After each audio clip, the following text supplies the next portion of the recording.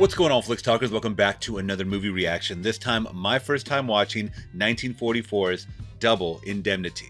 Now, this is a Patreon pick from Jason, so shouts out to Jason for not only picking this one for me to watch in the month of January, but also gifting me the amazing Blu-ray. And I absolutely know nothing about this film. That's the best way I like to go into these movies, so you guys get my genuine and honest reaction along the way. So enough talking, let's get to watching. But before we do, if you guys want to show love and support the channel, always make sure to hit that big thumbs up and consider subscribing today for more reactions like this and live streams here on the channel. Also, if you guys are watching this reaction on YouTube and want to watch the full uncensored cut, make sure to click on my Patreon link down in the description below where you guys can join today for a 7-day free trial and pick the movies that I get to watch next. Alright guys, so without further ado, my first time watching 1944's Double Indemnity.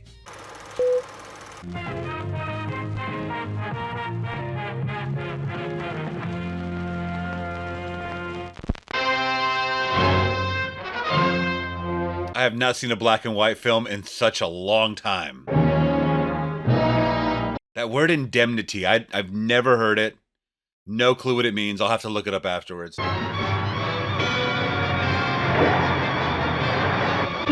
that how the stop signs used to be? Or stop lights? Why,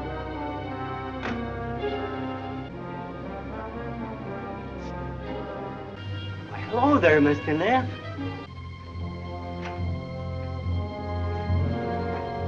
So something's going on with Mr. Neff. Did he get shot in the arm? Something's going on with his arm. Yep.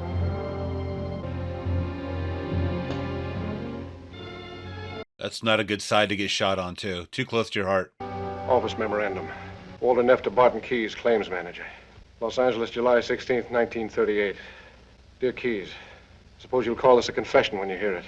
I just want to set you right about something you couldn't see because it was smack up against your nose. You think you're such a hot potato as a claims manager, such a wolf on a phony claim. You were pretty good in there for a while, Keyes. You said it wasn't an accident. Check. You said it wasn't suicide. Check. You thought you had a cold, didn't you? It was perfect. Except it wasn't because you made one mistake. When it came to picking the killer, you picked the wrong guy. You want to know who killed Dietrichson? I killed Dietrichson. Me, Walter Neff. Insurance salesman. 35 years old, unmarried, no visible scars. I killed him for money and for a woman. And I didn't get the money and I didn't get the woman. It all began last May. I'd been out to Glendale to deliver a policy on some dairy trucks. On the way back, I remembered this auto renewal near Los Feliz Boulevard, so I drove over there. This one must have cost somebody about 30,000 bucks. That is, if he ever finished paying for it. 30,000. What is it, Nellie? Who is it? It's for Mr. Dietrichson. I'm Mrs. Dietrichson. I'm Walter Neff, Pacific All Risk. The Pacific All Risk Insurance Company. It's about some renewals on the automobiles. The insurance ran out on the 15th. I'd hate to think of you having a smashed fender or something while you're not, fully covered. Perhaps I know what you mean, Mr. Neff. On the piano in a couple of fancy frames were Mr. Dietrichson and Lola, his daughter by his first wife. I was thinking about that dame upstairs and the way she had looked at me. Love at first sight for him. We've been handling this insurance for Mr. Dietrichson for 3 years, and we'd hate to see the policies lapse. I have a very attractive policy here. Wouldn't take me 2 minutes to put it in front of your husband. You're a smart insurance man, aren't you, Mr. Neff? Well, I've been at it 11 years. You handle just automobile insurance or all kinds? All kinds. Accident insurance? Accident insurance? Sure, Mr. Dietrichson. Wish you'd tell me what's engraved on that anklet. Just my name. Mr. Neff, why don't you drop by tomorrow evening around 8:30? He'll be in then. You were anxious to talk to him, weren't you? Yeah, I was, but I'm sort of getting over the idea, if you know what I mean. There's a speed limit in this state, Mr. Neff. 45 miles an hour. How fast was I going, officer? I'd say around 90. Suppose you get down off your motorcycle and give me a ticket. Suppose I let you off with a warning this time. Suppose I bust out crying and put my head on your shoulder. Suppose you try putting it on my husband's shoulder. That tears it. What is this, a soap opera? It was a hot afternoon, and I can still remember the smell of honeysuckle all along that street. How could I have known that murder can sometimes smell like honeysuckle? Maybe you would have known, Keyes, the minute she mentioned accident insurance. I did. What kind of an outfit is this, anyway? Are we an insurance company or just a bunch of dim-witted amateurs? It's the companies, the way they do things, the way they don't do things, the way they'll write anything just to get it down on the sales sheet. And I'm the guy that has to sit here up to my neck and phony claims so they won't throw more money out the window than they take in at the door. I love you, too. That's what I thought he did. He lit it with his thumb. Or his fingernail. Thumbnail. That is awesome. I kind of always knew that behind the cigar ashes on your vest, you had a heart as big as a house. Back in my office, there was a phone message from Mrs. Dietrichson about the renewals. She didn't want me to come tomorrow evening. She wanted me to come Thursday afternoon at 3:30 instead. But I kept thinking about Phyllis Dietrichson and the way that anklet of hers cut into her leg. God, how far we've come. He finds the beauty in... I mean, these women are fully clothed. It's the complete opposite of what it is nowadays. And he's taken back by an anklet. Let that sink in. Oh, about those renewals, Mr. Neff, I talked to my husband about it. He'll renew with you. He told me so. Nettie! Oh, I forgot. Today's the maid's day off. Never mind the beer. As long as it's a maid's day off, maybe there's something I can do for you. Like running the vacuum cleaner. Fresh. Oh, I thought perhaps I could throw a little more business your way. I was thinking about my husband. I worry a lot about him down in those oil fields. Oh, he doesn't just sit behind a desk. He's right down there with those drilling crews. The other day, a casing line snapped and caught the foreman. He's in the hospital with a broken back. That's bad. Suppose something like that happened to my husband. It could. Don't you think he ought to have accident insurance? Mm-hmm. Oh, enough to cover doctors and hospital bills. Say $125 a week cash benefit. And you rate around $50,000 capital sum. What's that? In case he gets killed. I'm sure I could sell him on the idea of some accident protection. Sometimes we sit here all evening and never say a word to each other. So I just sit and knit. Only with me around, you wouldn't have to knit. Wouldn't I? Bet your life you wouldn't. What if a little rum would get this up on its feet? He's a fast talker. Could I get an accident policy for him without bothering him at all? I have a little allowance of my own. I could pay for it, and he needn't know anything about it. If there was a way to get it like that, all the worry would be over. You mean you want him to have the policy without him knowing it? And that means without the insurance company knowing that he doesn't know it. Is there anything wrong with it? No, I think it's lovely. Then if some dark, wet night that crown block did fall on him... What crown block? Only sometimes it can't quite make it on its own. It has to have a little help. I don't know what you're talking about. Of course, it doesn't have to be a crown block. It can be a car backing over and we can fall out of the upstairs window. Any little thing like that, just so it's a morgue job. Are you crazy? Not that crazy. You brought it up. Look, baby, you can't get away with it. You want to knock him off, don't you? What'd you think I was, anyway? The guy that walks into a good-looking dame's front parlor and says, "Good afternoon, I sell accident insurance on husbands"? Boy, what a dope you must think I am. I think you're rotten. Get out of here. You bet I'll get out of here, baby. I'll get out of here, but quick. Oh, I love how he picked up on that and just told her straight up, like, nah, this ain't my first rodeo. I stopped at a drive-in for a bottle of beer, the one I had wanted all along. A drive-in that sells beer? Wow, this is foreign to me. It had begun to rain outside, and I watched it get dark and didn't even turn on the light. That this wasn't the end between her and me. So at 8 o'clock, the bell would ring and I'd know who it was without even having to think, as if it was the most natural thing in the world. How did you know where you live? You forgot your hat this afternoon. How'd you know where I live? It's in the phone book. Your husband out? Yes, Long Beach. They're spudding in a new well. He phoned he'd be late. It's about time you said you were glad to see me. I must have said something that gave you a terribly wrong impression. Okay. No, it's not okay. Not if you don't believe me. I want you to be nice to me. Like the first time you came to the house. Maybe I oughtn't to have come. Maybe you oughtn't, You want me to go? if you want to. I'm crazy about you, baby. I'm crazy about you, Walter. You don't have to sit across the table and smile at him and that daughter of his every morning of your life. What daughter? Lola. She lives with us. He thinks a lot more of her than he does of me. I was his wife's nurse. She was sick a long time. When she died, he was terribly broken up. And now you hate him. Yes, Walter. Even his life insurance all goes to that daughter of his. Ooh. That Lola. Nothing for you at all, huh? No, and nothing is just what I'm worth to him. We've got a guy in our office named Keys. In 3 minutes, he'd know it wasn't an accident. In 10 minutes, you'd be sitting under the hot lights. In a half hour, you'd be signing your name to a confession. They'll hang you just as sure as 10 dimes will buy $1. And I don't want you to hang, baby. Stop thinking about it, will you? Maybe she had stopped thinking about it, but I hadn't. I couldn't, because it was all tied up with something I'd been thinking about for years. In this business, you can't sleep or trying to figure out all the tricks they could pull on you. And then one night, you get to thinking how you could crook the house yourself. And do it smart. And you figure all you need is a plant out front. And suddenly the doorbell rings and the whole setup is right there in the room with you. I'm not trying to whitewash myself. I fought it, only I guess I didn't fight it hard enough. The stakes were $50,000, but they were the life of a man, too. A man who'd never done me any dirt except He was married to a woman he didn't care anything about. And I did. I can't stand it anymore. What if they did hang me? They're not going to hang you, baby. They're not going to hang you because you're going to do it and I'm going to help you. Do you know what you're saying? Sure, I know what I'm saying. We're going to do it and we're going to do it right. Walter, you're hurting me. There's not going to be any slip-up. Nothing sloppy, nothing weak. This is going to be perfect, you understand? Straight down the line. Down the line. That's one thing that I've noticed about these old classic films is that the men grab the women really hard. Like sinking their freaking claws into their neck or their arm. And I think that was not off on the script. You're hurting me. I think the actress was really crying out. Interesting premise, though. He's going to go along with it. Only difference is he knows how to possibly get away with it. He knows what they're going to look for, you know. And love, so to speak, even at first sight, is clouding his judgment for sure. First thing we had to do was fix him up with that accident policy. I knew he wouldn't buy, but all I wanted was his signature on an application. So I had to get him to sign without his knowing what he was signing. And I wanted another witness besides Phyllis to hear me give him a sales talk. A couple of nights later, I went to the house. Everything looked fine, except I didn't like the witness Phyllis had brought in. It was Dietrichson's daughter, Lola. Accident insurance is the cheapest coverage you can buy. Suppose we just settle that automobile insurance tonight.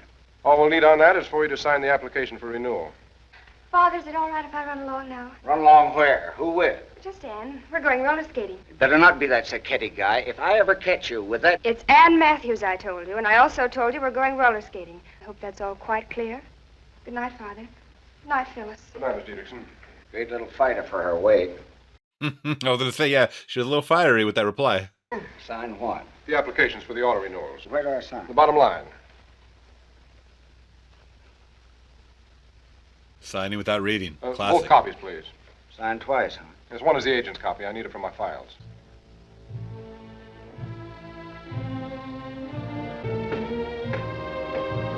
Good night, Mr. Neff.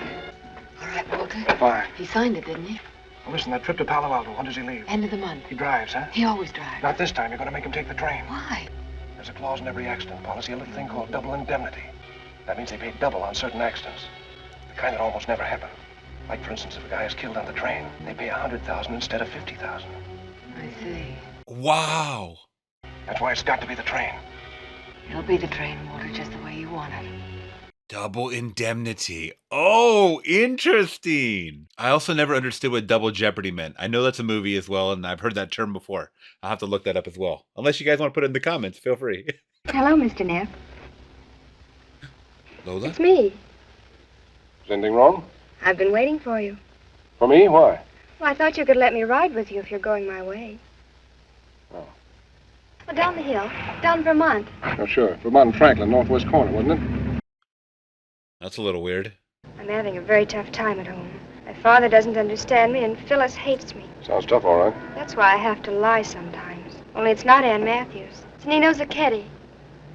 You won't tell on me, will you? Nino! Over here, Nino. This is Mr. Neff, Nino. Hello, Nino. The name is Zacchetti. Mr. Neff gave me a ride from the house. I told him all about us. Why does he have to get told about us? We don't have to worry about Mr. Neff, Nino. Look, Sonny, she needed a ride, so I brought her along. Is that anything to get tough about? Don't mind him, Mr. Neff, and thanks a lot for the ride. You were awfully sweet. Yeah, Nino's a little hothead. I mean, I can see where she gets some of those replies from, but she better be careful. When is he leaving on the train? That's just it. He isn't going. What? That's what I've been trying to tell you. The trip is off. What happened? He had a fall down at the well, broke his leg. It's in a cast. Broke his leg. What do we do now, Walter?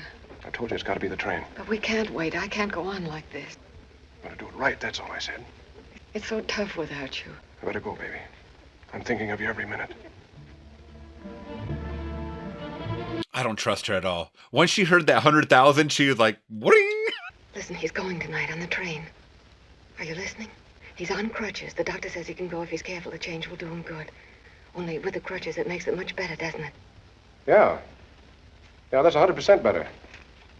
It's the 10:15 from Glendale. I'm driving him. It's still the same dark street, isn't it? And the signal is 3 honks on the horn. Now, that suits me fine. This is it, Walter. I'm shaking like a leaf, but it's straight down the line for both of us. I love you, Walter. Oh, she is such a smooth talker, just like him. That's how she got him. Why don't you settle down and get married, Walter? Why don't you, for instance? Always did once. Long time ago. Now, look, Keys, I've got a call on a prospect. Even now the church picked out, the dame and I. She had a white satin dress with flounces on it. And then suddenly, that little man in here started working on me. So you went back and had her investigated? Yeah. She'd been dyeing her hair ever since she was 16. There was a manic depressive in the family on her mother's side. She already had one husband. He was a professional pool player in Baltimore. And as for her brother... I get the general idea. She was a tramp from a long line of tramps. I picked you for the job not because I think you're so darn smart, but because I thought you were a shade less dumb than the rest of the outfit. A shade. I love the way they conversated back then. I wanted my movements accounted for up to the last possible moment. So when I left the office, I put my rate book on the desk as if I had forgotten it. That was part of my alibi. I got home about 7 and drove right into the garage. This was another item to establish my alibi. Hiya, Mr. Ned. Hello, Charlie. Up in my apartment, I called Lou Schwartz, one of the salesmen that shared my office. He lived in Westwood, so it was a toll call and there'd be a record of it. I told him I'd forgotten my rate book and needed some dope on the public liability bond I was figuring. I changed into a navy blue suit like Dietrichson was going to wear. Lou Schwartz called me back and gave me a lot of figures. I stuffed a hand towel and a roll of adhesive into my pocket so I could fake something that looked like a cast on a broken leg. Next, I stuck a card inside the telephone box so that it would fall down if the bell rang. That way I'd know if anybody had called me while I was away. Then I did the same thing to the doorbell in case anybody came to see me. Wow. I walked all the way from my apartment to the Dietrichson house. I didn't want to take the bus because there was always the chance that someone might remember seeing me on it. I slid the garage door open as quietly as I could. She'd backed the sedan in just the way I told her to. I'd figured it was safer that way, in case he got into the car before she drove it out. I got into the back of the car. I lay there on the floor and waited. About 10 minutes later, they came down. All right, honey? Yeah, I'm all right. I'll have the car out in a second.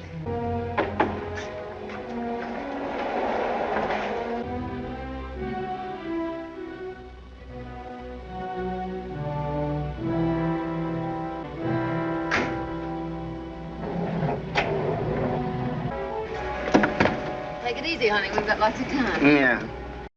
Man, this is building up the suspense. Always check the back seat. I know you guys have heard of that, especially in movies.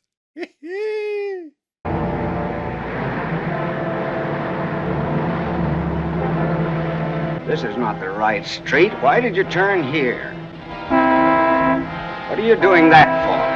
What are you honking the horn for?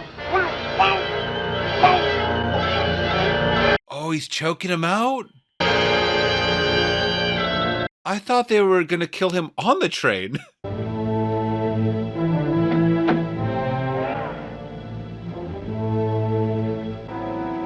Switch the bodies.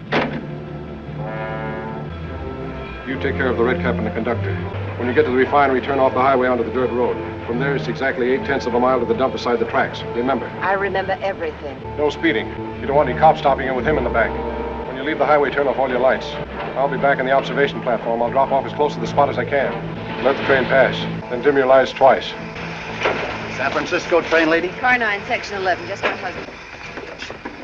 Thank you. My husband doesn't like to be held. Car number 8 up there. Thank you. Section 11, sir. Thank you.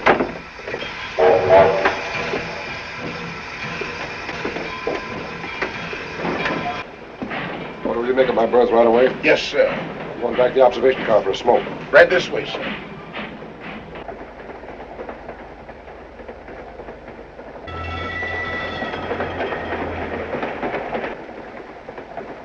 Like a chair? No thanks. I'd rather stand. My name's Jackson. I'm going all the way to Medford, Oregon. Uh-oh, I bet you left something behind. My cigar case. I guess I left it in my overcoat back in the section. Maybe the porter could... Well, I could get your cigars for you. Be glad to, Mr. Dietrichson. A pleasure. Oh, he's going along with this character as long as he can. Is he going to jump off the train? I think he's going to have to, right? Oh, this is crazy. Yep. This is so bizarre, man. Every time I see little things like this, it has me thinking, like, old movie or not, like, has someone ever thought of this? It has to have inspired or been inspired by a true event. Okay, this has got to be fast. Oh, they're going to dump the body right there on the...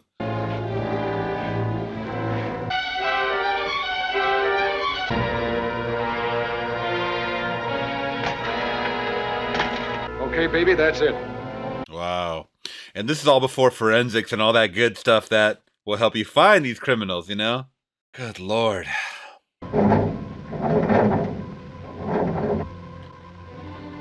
Brother. Oh, God. That karma's hitting him quick.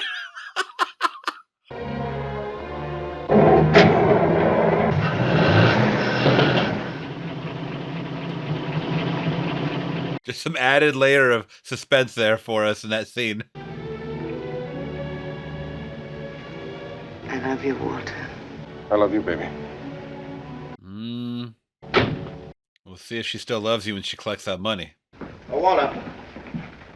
Come along. The big boss wants to see us. Anything wrong? Well, the guy is dead. We had him assured and it's going to cost us dough. That's always wrong. All right, thank you very much, gentlemen. Come in, Mr. Keys.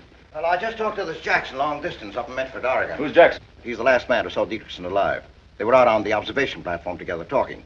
Well, Jackson didn't think anything was wrong until a wire caught up with the train to Santa Barbara. They found Dietrichson's body on the tracks near Burbank. There's a daughter, but all she remembers is Neff talking to her father about accident insurance at the house one night. Mr. Dietrichson opposed it. He said he'd think it over. Saw him in the oil fields and closed him. A fine piece of salesmanship that was, Mr. Neff. Are your salesmen supposed to know a customer's going to fall off the train? Fall off a train? Are we sure Dietrichson fell off the train? This policy might cost us a great deal of money. As you know, it contains a double indemnity clause. I think I know. In fact, I know what happened to Dietrichson. I know it was not an accident. What do you say to that? Thank you very much for coming, Mrs. Dietrichson. Your husband had an accident policy with this company. Evidently, you don't know that, Mrs. Dietrichson. Your husband took the policy out a few days later, Mr. Dietrichson. You'll probably find the policy among his personal effects. Please, Miss Dixon, I don't want you to think you're being subjected to any questioning, but there are a few things we should like to know. Accidental death. We're not entirely satisfied. In fact, we're not satisfied at all. Frankly, Miss Dietrichson, we suspect is suicide. I'm sorry. Would you like a glass of water? Please. How do they get to that conclusion? Let us examine this so-called accident. First, your husband takes out this policy in absolute secrecy because he doesn't want his family to suspect what he intends to do. He hobbles all the way out to the observation platform. Once there, he finds he's not alone. There's a man there. So he gets rid of this Jackson with some flimsy excuse about cigars. And then he's alone. And then he does it. Does what? He jumps. Suicide. In which case the company is not liable. You know that, of course. I don't know anything. In fact, I don't know why I came here. What I want to suggest is a compromise on both sides. A settlement for a certain sum, a part of the policy value. Don't bother, Mr. Norton. When I came in here, I had no idea you owed me any money. I don't like your insinuations about my husband, and I don't like your methods. In fact, I don't like you, Mr. Norton. Goodbye, gentlemen. She's a good actress. Nice going, Mr. Norton. You sure carry that ball. Yeah. What do you fumble on the goal line? You can go to court and we can prove it was suicide. Oh, can we? How? You know, you ought to take a look at the statistics on suicide sometime. Mr. Keys, I was raised in the insurance business. Yeah, in the front office. Come now, you've never read an actuarial table in your life, have you? Suicide by race, by color, by occupation, by sex, by seasons of the year, by time of day. But Mr. Norton, of all the cases on record, there's not one single case of suicide by leap from the rear end of a moving train. And you know how fast that train was going at the point where the body was found? 15 miles an hour. Now, how can anybody jump off a slow-moving train like that with any kind of expectation that he would kill himself? We're sunk, and we'll have to pay through the nose, and you know it. Woo! I love that little man speech. Spill it all over. He said, God damn it, I just killed it right now. I'm out of here. That was good. He's like, you son of a bitch, you are good. You are I good. could have hugged you right then and there, Keys. Yeah. Your statistics. You were wonderful in Norton's office. Can I come up? Okay, but be careful. Don't let anybody see you. Yeah, watch out for old Charlie. That was quick. Oh! The guy had a broken leg. He had accident insurance, didn't he? Yeah. Then he broke his leg, didn't he? So what? And he didn't put in a claim. Why didn't he put in a claim? Little man of yours is acting up again, huh? There's something wrong with the Dietrichson case. Maybe he just didn't have time. Maybe he just didn't know that he was insured. No, that couldn't be it. You delivered the policy to him personally, didn't you? Yeah. You got his check. Sure I did. I've been living with this little man for 26 years. He's never failed me yet. There's got to be something wrong. A guy takes out an accident policy that's worth $100,000 if he's killed on the train. And 2 weeks later, he is killed on the train. You know what the mathematical probability of that is? 1 out of, I don't know how many billions. Something has been worked on us. Oh, God. You suspect? Well, maybe I like to make things easy for myself. The suspected beneficiary. Good night, Walter. Good night, Keys. See you at the office in the morning. Yeah. I'd like to move in on her right now, tonight. If it wasn't for Norton and his tri-pants ideas about company policy, I'd have the police after her so fast it'd make a head spin. Well, we haven't got a single thing to go on, Keys. Oh, not too much. Just 26 years experience, all the percentage there is, and this hunk of concrete in my stomach. And one of those things?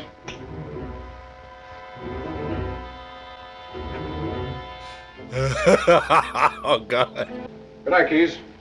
So long, Walter.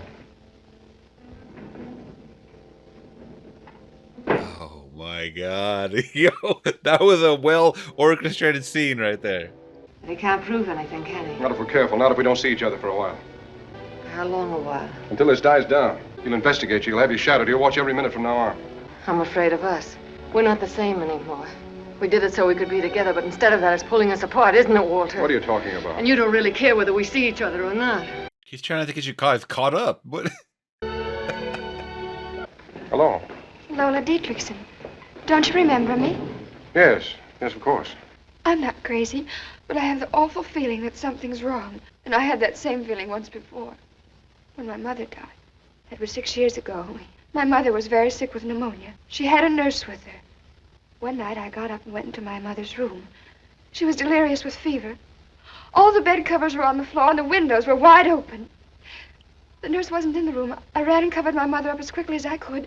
Just then I heard the door open behind me. The nurse stood there. There was a look in her eyes. 2 days later, my mother was dead. Do you know who that nurse was? Yes. No, who? Phyllis. 6 months later, she married him, but now it's all back again. Now that something's happened to my father, too. Your father fell off a train. Yes. 2 days before he fell off that train, what was Phyllis doing? She was in a room in front of a mirror with a black hat on and pinning a black veil to it, as if she couldn't wait to see how she would look in mourning. Oh, shit. I caught her eyes in the mirror. They had that look in them they had before my mother died. Because she did it. She did it for the money. Only you're not going to pay her, are you, Mr. Neff? She's not going to get away with it this time, because I'm going to speak up. I'm going to tell everything I know. You'd better be careful saying things. I'm not afraid. Oh, no, she's gonna ruin their plans. So that evening I took her to dinner at a Mexican restaurant down on Olvera Street where nobody would see us. I wanted to cheer her up. Oh, I thought he was gonna try to kill her. I had to make sure that she wouldn't tell that stuff about Phyllis to anybody else. Outside your door was the last guy in the world I wanted to see. Oh, God, the guy from the train, Jackson. But he didn't look at his face, though. After all the years we've known each other, do you mind if I make a rather blunt statement? Yeah? This Dietrichson business. It's murder. As fancy a piece of homicide as anybody ever ran into. Smart, tricky, almost perfect. But I think Papa has it all figured out. Figured out and wrapped up in tissue paper with pink ribbons on it. That's what he said earlier. That guy Dietrichson was never on the train. You can't be sure of killing a man by throwing him off a train that's going 15 miles an hour. The only way you can be sure is to kill him first, and then throw his body on the tracks. You kill him somewhere else and put him on the tracks. You're way ahead of me, Keys. They killed the guy, the wife, and somebody else. Then the somebody else took the crutches and went on the train as Dietrichson. Then the somebody else jumped off. Then they put the body on the tracks where the train had passed. Fancy, all right, Keys, but maybe it's a little too fancy. Is it? I tell you, it all fits together like a watch. The only guy who really got a good look at this supposed Dietrichson is sitting right outside my office. I took the trouble to bring him down here from Oregon. Have you made up your mind? Mr. Keys, I'm the Medford man, Medford, Oregon. Up in Medford, we take our time making up our mind. Well, we're not in Medford now. We're in a hurry. Let's have it. Oh, is this the man from Miracle on 34th Street? The psychiatrist? I mean, this is not the man that was on the train. If I say it, I mean it. If I mean it, of course, I'll swear it. There's your proof. Oh, this is Mr. Neff, one of our salesmen. Oh, pleased to meet you, Mr. Neff. Pleased indeed. How are you? About 10 or 15 years younger than the man in these photographs. Dietrichson was about 50, wasn't he, Walter? 51 according to the policy. Oh? Well, you take care of his hotel bill, will you? And Ever been in Oregon, Mr. Neff? Yeah. No, I've never been up there. Okay. Oh, wait a minute. You go trout fishing? Maybe I saw you up Klamath Falls way. No. We'll take care of your expense account and your ticket for the train tonight. Tonight? Tomorrow morning would suit me better. There's a very good osteopath in town I'd like to see before I leave. Well, just don't put it on the expense account. Huh? Well, goodbye, gentlemen. It's been a pleasure. Goodbye. Very colorful characters. I like them. Now, we know the Dietrichson dame is in it and somebody else. Sometime, somewhere, they've got to meet. Whether it's love or hate doesn't matter. They can't keep away from each other. They've committed a murder. They're stuck with each other, and they've got to ride all the way to the end of the line, and it's a one-way trip, and the last stop is the cemetery. She put in her claim. I'm going to throw it right back at her. Let her sue us if she dares. I'll be ready for her, and that somebody else. They'll be digging their own graves. You gotta take out this little man.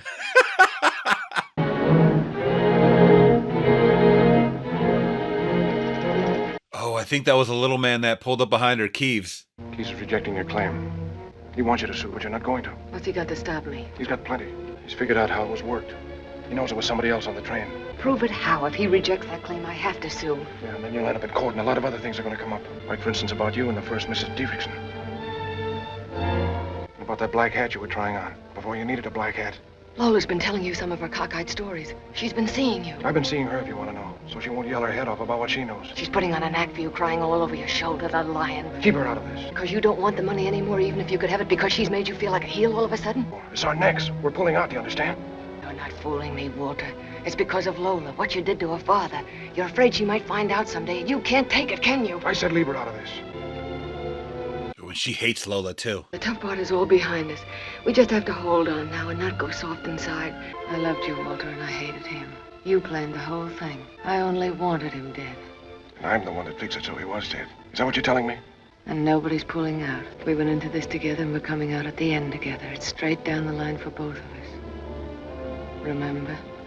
Ooh, she got a little devilish right there, a little evil. Just like I remembered what you had told me, Keys, about that trolley car ride. And how there was no getting off till the end of the line, where the cemetery was.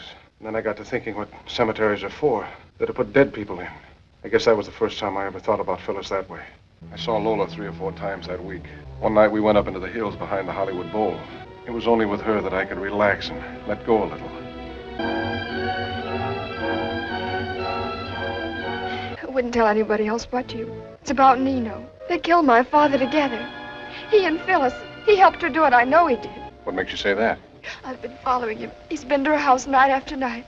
It was Phyllis and him all along. Maybe he was just going with me as a blind.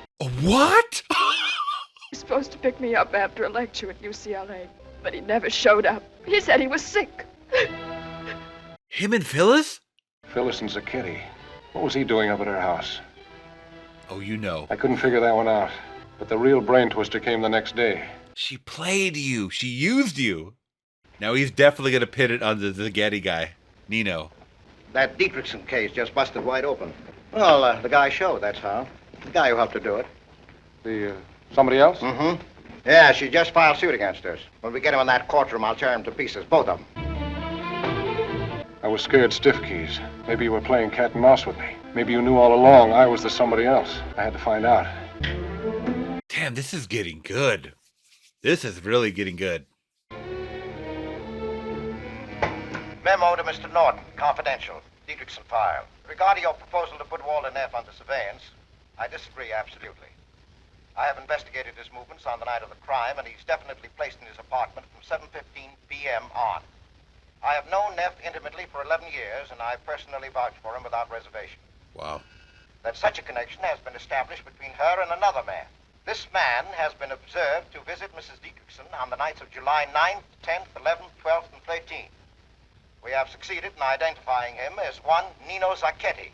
Wow! Lola was telling the truth. Or he's in the clear now. What a twist. Oh my God.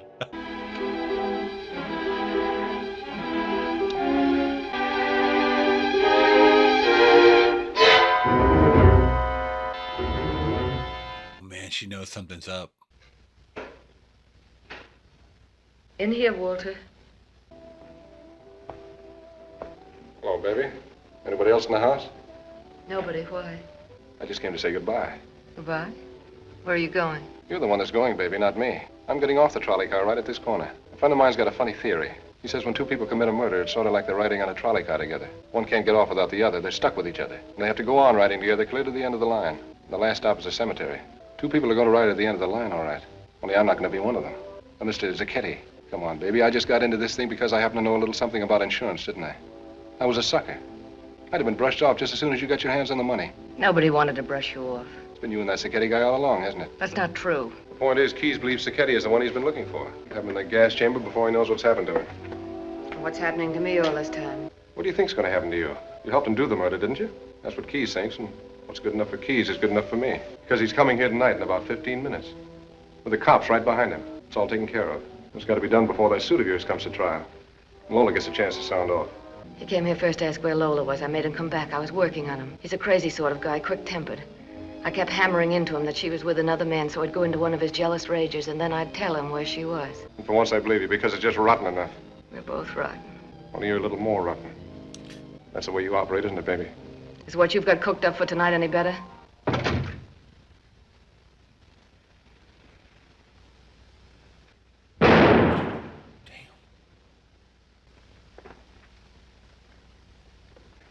Think you can do it now?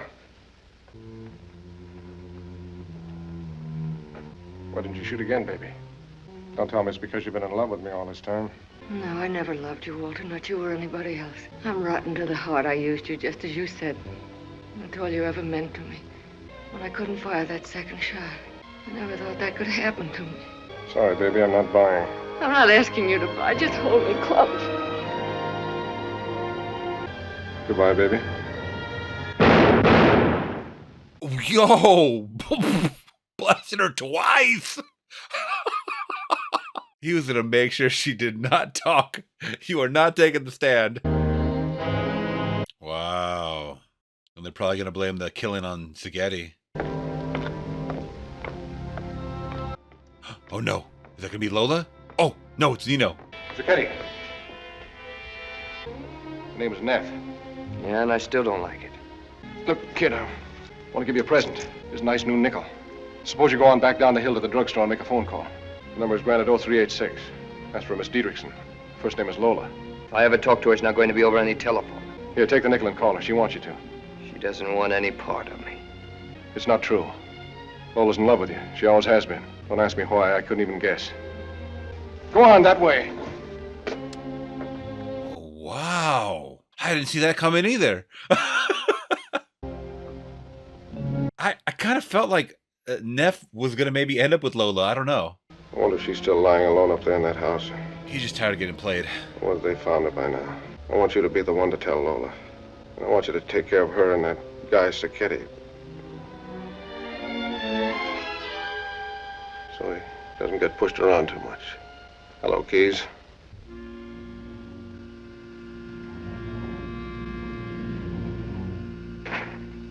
I was wondering what time you got down to the office. Seems you leaked a little blood on the way in here. Yeah. Mulder, you're all washed up. Thanks, Keyes. I was short anyway. I'm going to call for a doctor. So they can patch me up? So I can walk into that gas chamber up at San Quentin on my own power? Something like that. I got a different idea. Suppose you went back to bed and didn't find these cylinders till tomorrow morning when the office opens. You're not going anywhere, Walter. You bet I am. I'm going across the border. You haven't got a chance, Walter. You'll never even make the elevator. So long, Keyes. He let him leave, though. He let him leave.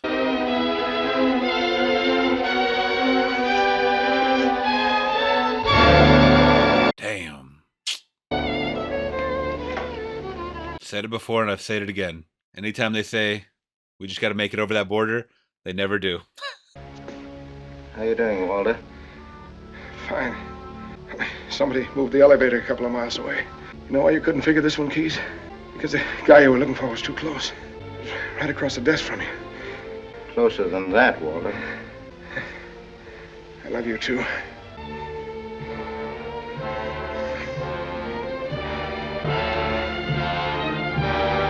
One last time.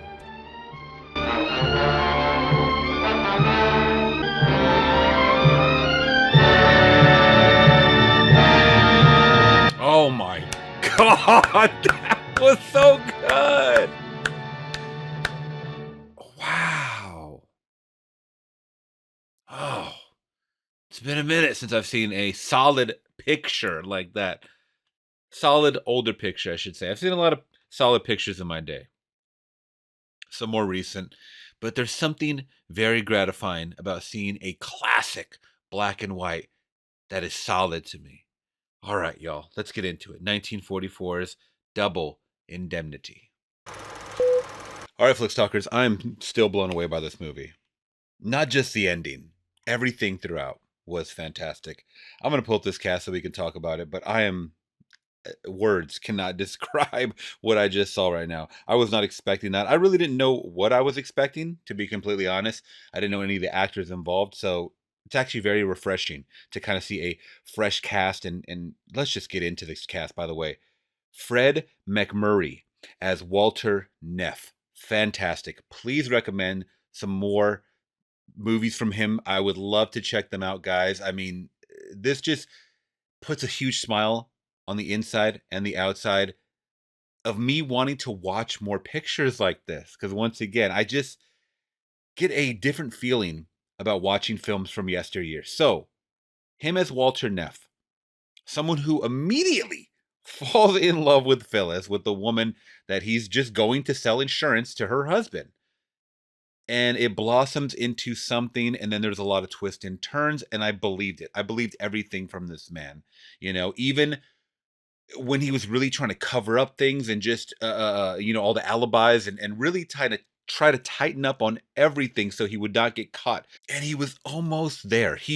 God, he was so close. He was so close to the finish line without getting caught. And, unfortunately, I think the shot is what got him, in the end, obviously. But I think he could have gotten away if he wouldn't have gotten shot. But Walter Neff was fantastic in this role. Now, Barbara Stanwyck as Phyllis Diedrichson. I thought she was great as well. Very believable. I didn't believe that she was messing around with Nino. So, I believed her and I believed her intentions for the most part. I mean, once it started to get revealed a little bit from Lola that she pretty much killed the former wife, I was like, okay, maybe this woman is just out for the money. I mean, yeah, she's out for the money, but I don't think that love is there for her and Walter. So I thought she did a fantastic job. Once again, if you have any great recommendations for movies from her, please let me know in the comments below. Now, Edward G. Robinson. Oh my God, as Barton Keyes. I said Keyes, I think, through the movie. It's Keyes. And he was great. He is fantastic. I'm looking at his IMDb picture, and he looks like a gangster, like a straight-up gangster. Is he in Soylent Green? Wait a minute. Who did he play in Soylent Green? Oh, he didn't play the old man, did he? Oh my God, he played the old man in Soylent Green, which made me bawl like a baby. Oh God, I'm just learning this, guys. This is awesome. This is fantastic. Okay, so he was in Soylent Green, which I saw just a couple months back. It was fantastic. But his performance in this movie, solid. So damn solid, because he was someone that was very seasoned. He trusts his little man inside, his inner gut, and he was right in the end. And you know what? He was going to let him go. He was going to let Walter go, but he knew for a fact that Walter could not get far after being shot, dripping blood everywhere. But I believed him as well. I believed that he was a seasoned, I don't know what his title was. I forget what it was, but at that company, I believed it. I believe his title. But man, what a story we have here, guys. Once again, about betrayal, about love, about deception, all of the wicked stuff that goes along with these crime noir films. I loved it. I loved every little bit of it. And I've only seen a few crime noir films, so please leave your favorites down below, guys. I loved all the jaw-dropping moments you guys obviously saw from me. A lot of the twists and turns along the way that just had me really second-guessing everything that I knew. I thought, even with older movies, I mean, I think as movies, just progress throughout the decades, you're like, what can they do? I can guess this, you know what I mean? I can predict things. And I was totally wrong. I was not predicting anything in this movie. I wasn't able to predict anything in this movie. This movie got the best of me. So I give it up to that. and it kept getting better. It kept getting better and better and better, and the characters were more solid and more devious and more mischievous. And I really liked Lola's character. I felt bad for her, and I thought she was going to end up with Walter at one point, but he was more of just kind of trying to protect her, and there was a lot of things going on in this movie. And in the end, I guess the right people got what they deserved. They both ended up dead because they did wrong. They did do wrong. So in that sense, I didn't really want to see Walter die, but he was part of killing someone. So justice was served, so to speak. And before I forget, guys, this score was amazing. Whoever did this, beautiful score, needs to be praised. This one was very intense when it needed to be. It was very, just in the background and very subtle at points. But the last, just haunting, just rising score of an emotion and intensity once again, it just had me. It had me, feeling all kinds of things through my body. So all that being said, guys, 1944's Double Indemnity, I'm going to give a solid 5 out of 5. I really wanted to give it, I didn't know what I was going to give it, but it was very above average. And I think this is a solid picture that hit on all cylinders. It nailed it. And it nailed LA in the late 30s. That's the cool part. I really liked seeing films from yesteryear that are pretty much filmed in my backyard because I live in this area. So, man, very solid, guys. I wouldn't, change it for the world. I wouldn't trim anything out. It was a perfect runtime. You guys let me know your thoughts down below on Double Indemnity. What do you guys rank it out of 5? Please let me know. Make sure to hit that big thumbs up. If you guys do want to support the channel and did appreciate my reaction, and consider subscribing today for more reactions like this. I'll catch you guys in the next one. I'm gone.